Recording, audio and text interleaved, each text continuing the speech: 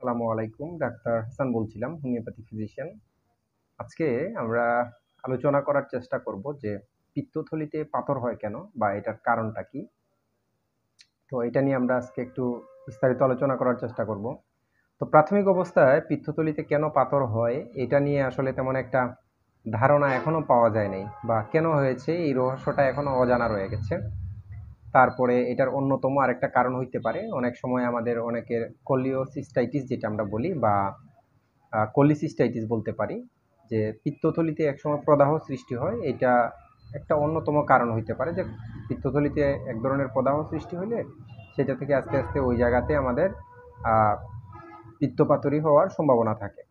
তারপরে আমাদের যে পিত্তথলির দেয়ালে থাকে, দেয়ালে যদি জীবাণু সংক্রমণ হয়ে যদি প্রদাহ সৃষ্টি করে এবং পিত্তথলির সংকুচন এবং সম্প্রসারণের ক্ষমতা হ্রাস পায়, মানে পিত্তথলির সংকুচন এবং প্রসারণের যদি ক্ষমতা হ্রাস পায়, ফলে বাইল ডাক্ট সল্টের অধক্ষেপ করে, মানে তখন ওই পিত্তথলির ভিতরে বাইল ডাক্ট সল্টের একটা অধক্ষেপ করে, এই কারণে ওই জায়গার মধ্যে পাথর জন্মাতে পারে।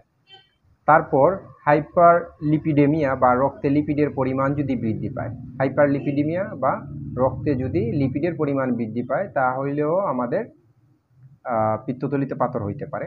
সিকেল সেল অ্যানিমিয়া যদি থাকে সেই ক্ষেত্রেও পিত্তথলিতে পাথর হইতে পারে।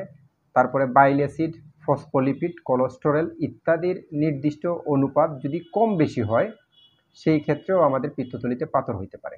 আবার আরেকটা জিনিস আছে, এটা আমরা অনেকেই প্রচুর পরিমাণে ব্যবহার করে থাকি, সেটা হলো যে অনেক মহিলা আছেন যারা জন্ম নিয়ন্ত্রণ এর জন্য বড়ি বা জন্ম নিয়ন্ত্রণ বড়ি যেটা আমরা বলি, ওইটা অনেকেই আছেন যারা সেবন করেন।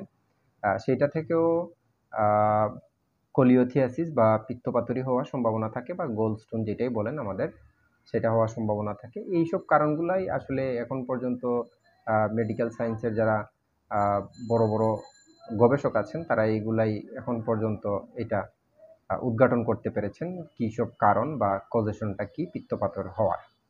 তো আজকে এই পর্যন্তই। আর আমার চ্যানেলে নতুন হইলে অবশ্যই চ্যানেলটি সাবস্ক্রাইব করে দিবেন এবং পাশে থাকা বেল আইকনটি ক্লিক করে রাখবেন। ধন্যবাদ। আল্লাহ হাফেজ। আসসালামু আলাইকুম।